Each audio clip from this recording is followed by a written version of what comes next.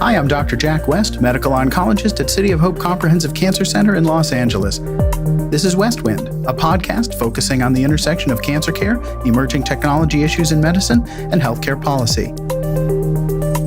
You can find information about subscribing at beaconmedic.com or wherever you find your podcast content. Please leave a review, especially if you like this, and we'd also love to get your feedback at westwindpodcast@gmail.com. Welcome back to our last episode with Dr. Mark Lewis. You've written about the war on cancer or the war against cancer as a metaphor for patients. I mean, this started with the 1971 declaration by President Nixon at that time, but it's really become the prevailing metaphor that people invoke for a personal discussion. You wrote about it in terms of McCain, and we're critical of it, and I think there's plenty to be critical of. Can you talk about that concern, the shortcomings of it, and particularly whether there's a better alternative? Right. And I want to be very clear, because when my McCain article came out, what I was really saying is, this is one of the most decorated men in American military history.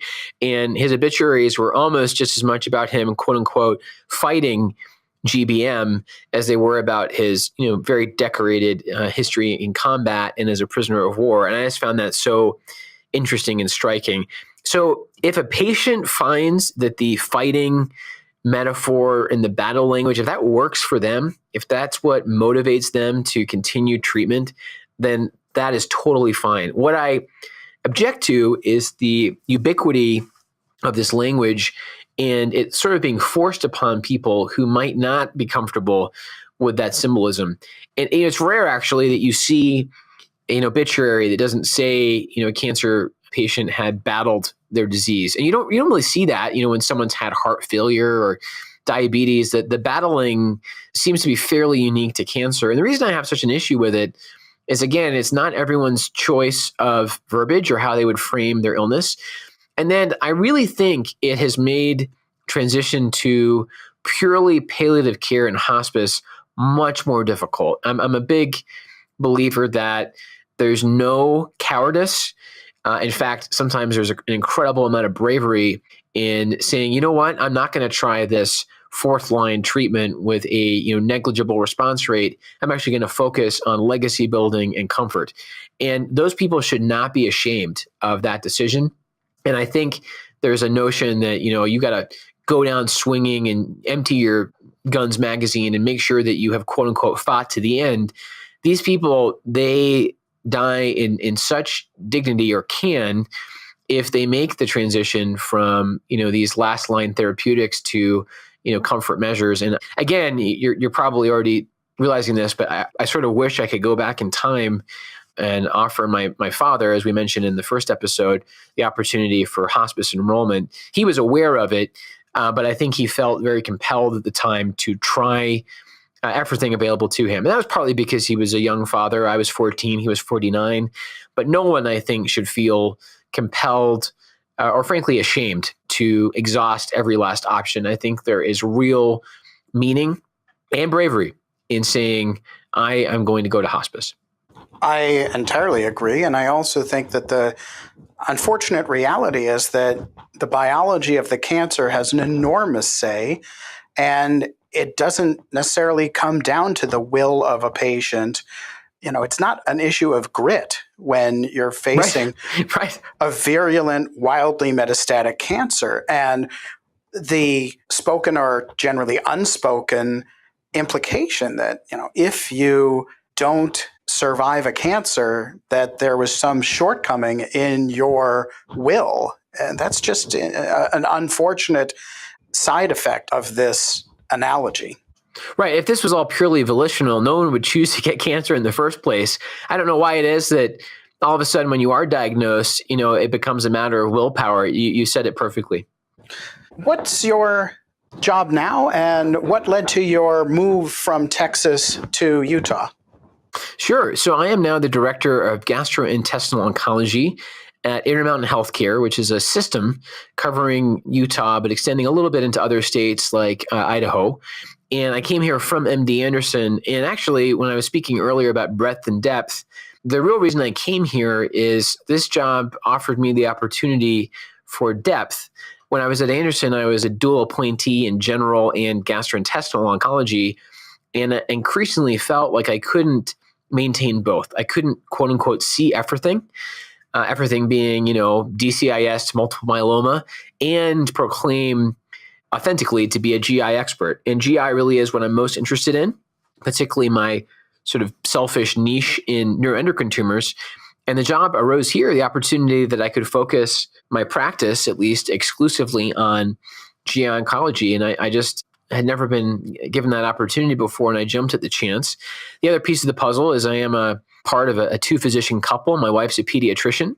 Utah is the youngest state in the union. We have plenty of kids here for her to take care of. So her job seemed ripe with opportunity. And so we moved here. And that was a little bit tough. She's actually from Texas originally. And when we were married, my father-in-law actually saw to it that I was made an honorary Texan by the then governor. So we have a lot of ties, to say the least, in Texas. And I still have a lot of love for that place and Houston in particular, where I did much of my training. But Utah has been a real breath of fresh air. And I will say also, Jack, here on a professional level, there's a huge problem with young onset cancers, particularly of the GI tract. We have an astonishing rate of people being diagnosed with colorectal cancer before the age of 50. That's not a state-specific problem. We're seeing that nationwide. And I'm very interested in sort of digging down there, seeing what we can do about that, even in terms of screening and prevention. And I found that intellectually and emotionally very attractive. How much of the decision to focus on GI cancer was just this gravitational pull or natural affinity based on what you'd been focused on in your own life? That's a fantastic question. I've never thought about that. Now that I'm posed with the question, though, I wonder, the sort of subliminal even effect of constantly thinking about my pancreas. Because of the three Ps, I've had parathyroid surgery. I have a pituitary tumor that thankfully yet has not required intervention, but then I've always known that my greatest threat lay in my pancreas. And so I sort of feel like I'm lying on the psychiatrist's couch with you here, Jack. I guess probably at least half of my interest in GI is really my experience as a patient. I think I will say this. I found that GI cancers didn't have the same, how should I even put this, public awareness and advocacy as, say, breast cancer.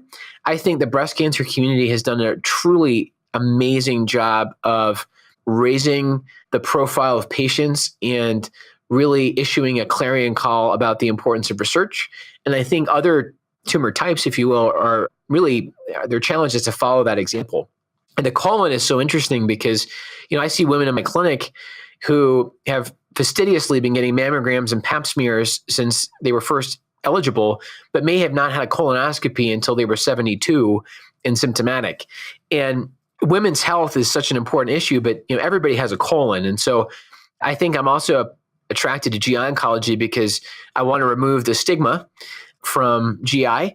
I know, the gut is a dirty place and it's embarrassing, but, we need to talk about it. And in your field, I think lung cancer needs to be divorced from this notion that, all lung cancer is due to smoking. I think lung cancer too has suffered too long from this idea that it's a result of some vice or some moral failing.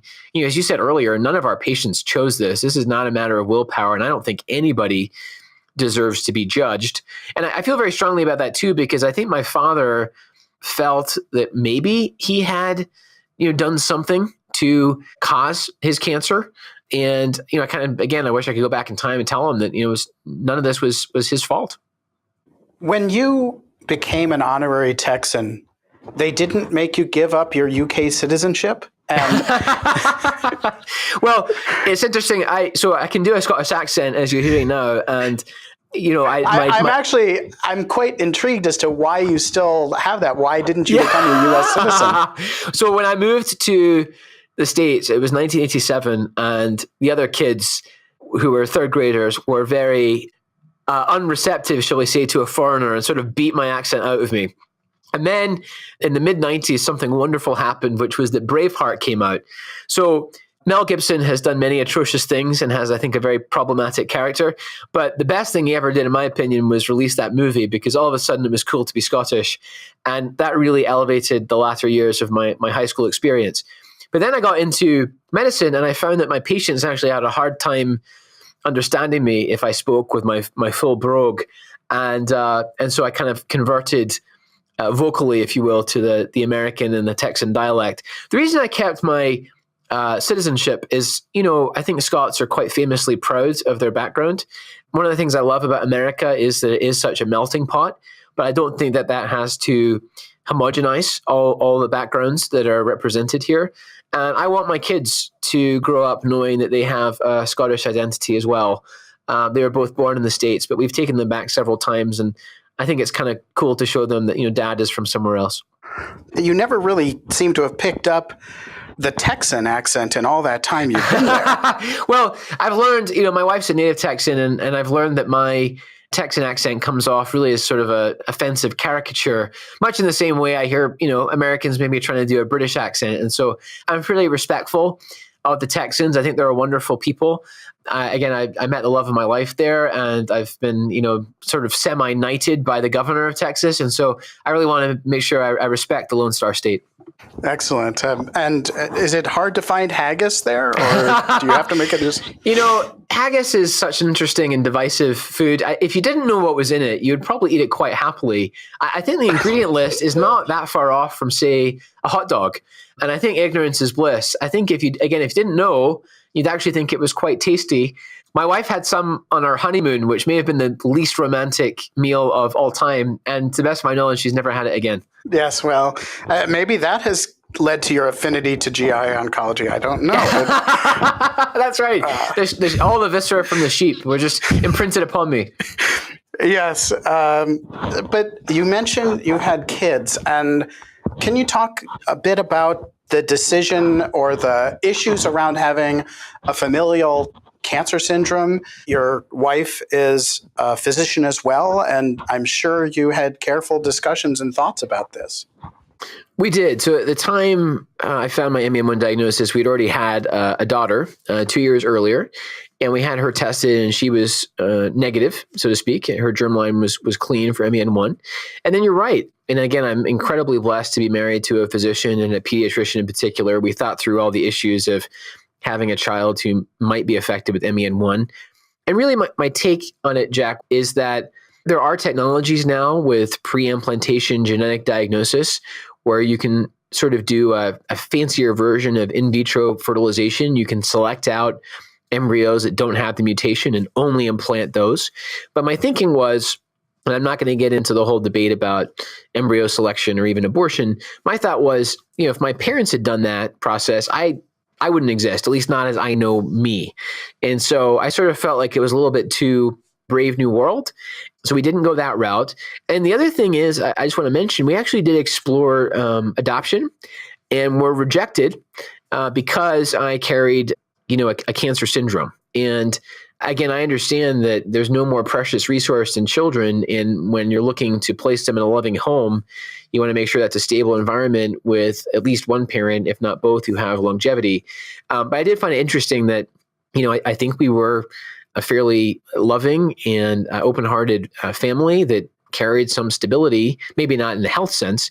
And then we were denied for both domestic and international adoption. So with all that said, we were very happy that we made the decision to have our son. He has MEN1. I wouldn't change a thing about him.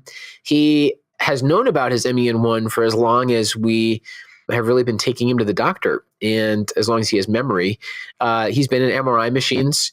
He's fascinated by radiology. He loves to come to my office and read scans with me. So of my two children, temperamentally, not that I really want either one of them to have it, but the one who's affected with multiple endocrine neoplasia is far and away the one that's really interested in the human body and how it works. I'm not going to commit the doctor cliche of assuming he's going to follow me into medicine. He might not, but he's definitely very comfortable with his own body, and he knows that he's different than his sister. He and I have our own special handshake that we do. We talk about being Lewis men and having this, bond. And I've told him that he's like his grandfather, who he's named after. His name is Alan, and that was my dad's name. And so we've tried to make MEN1 weirdly enough, just sort of part of his identity. You hear some horror stories about children that are, say, raised to the age of 18 and they find out that they are adopted and, these aren't their biological parents. We didn't want his mutation to come as some, surprise to him after he was already an adolescent or young adult. Yeah, that's great. I mean, if you can teach him to be your scribe for Epic, you're going to be all set. He's definitely my social media guru. He definitely knows Snapchat better than me. I think he's probably more facile on Instagram. He is growing up in an era where those are the tools of communication.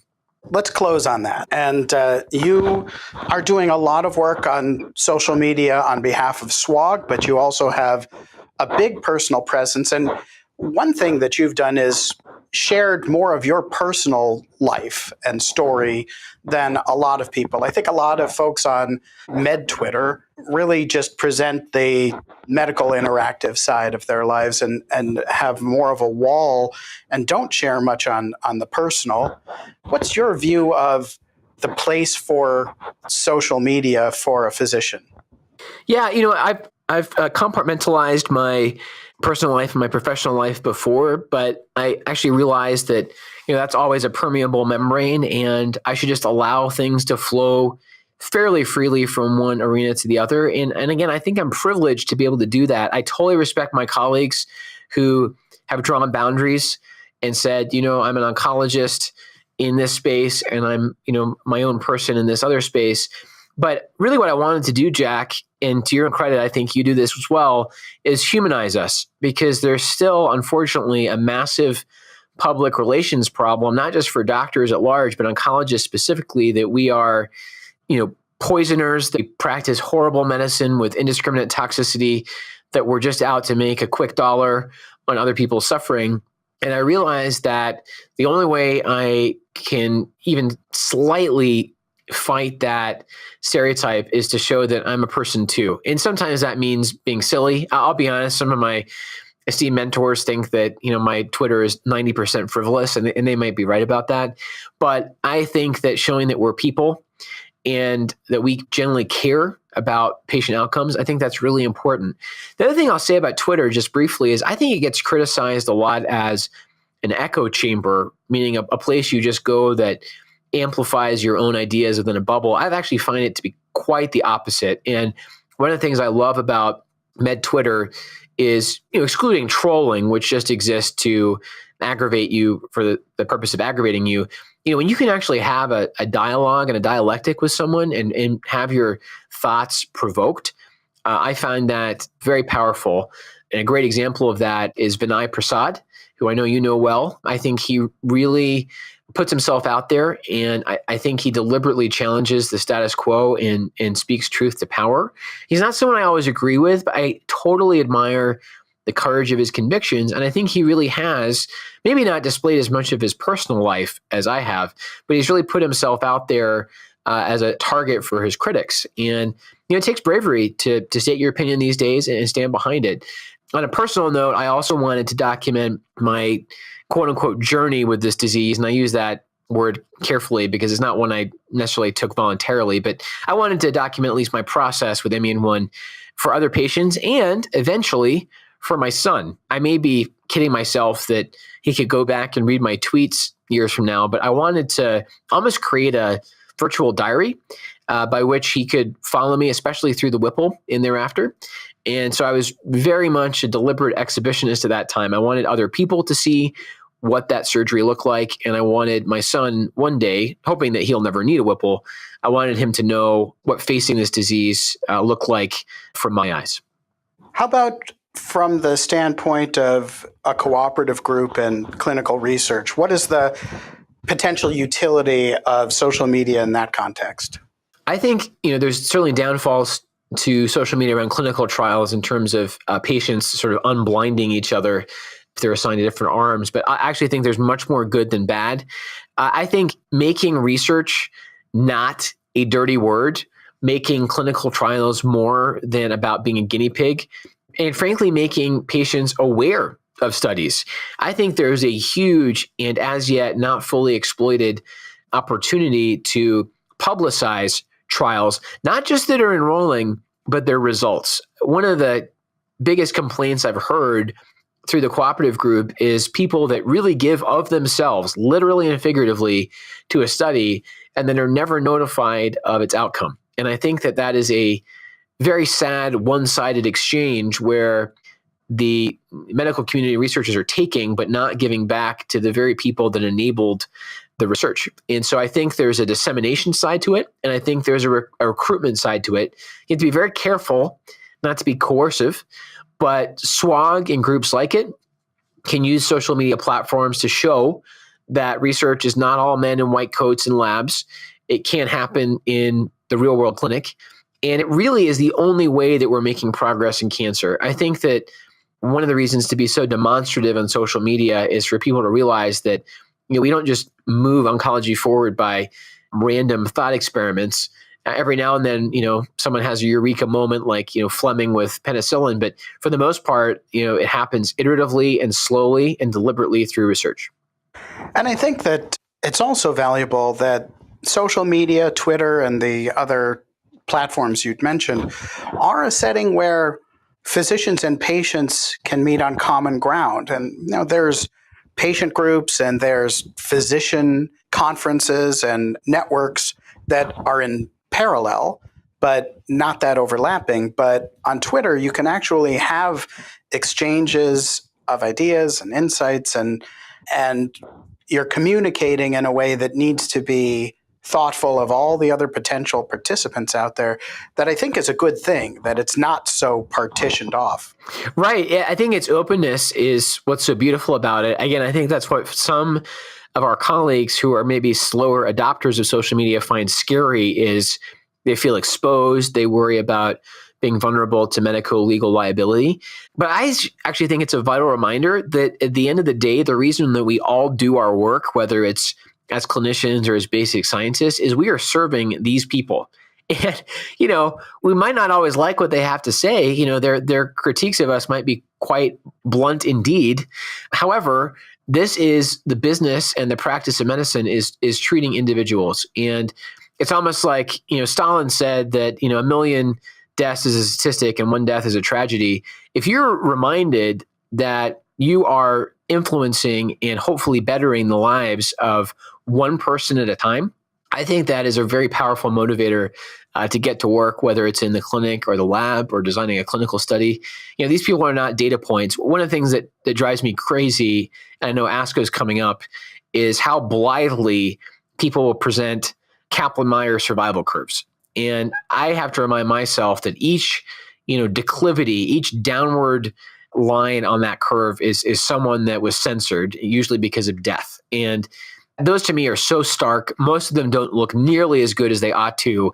And presenters will sort of almost in a cavalier fashion, talk about those curves. And I understand why they have to be abstractions, but it seems to me like it gets forgotten. Those are people up there on that screen. And on social media, it's very, very difficult to forget that we are dealing with people. And that's really great. Mark, thanks so much for taking the time. This was a great discussion. I really appreciate it. Absolutely, Jack. I hope this was of use to you and your audience, and thank you so much for having me on the podcast. Thanks so much for joining me today for this West Wind podcast. We hope you'll be interested enough to subscribe either by checking out the options at beaconmedic.com or looking for West Wind Podcast on iTunes or wherever you find your audio content. Please take the time to submit a review, and we'd also welcome your feedback at westwindpodcast@gmail.com. Until next time, this is Dr. Jack West. Thanks for listening.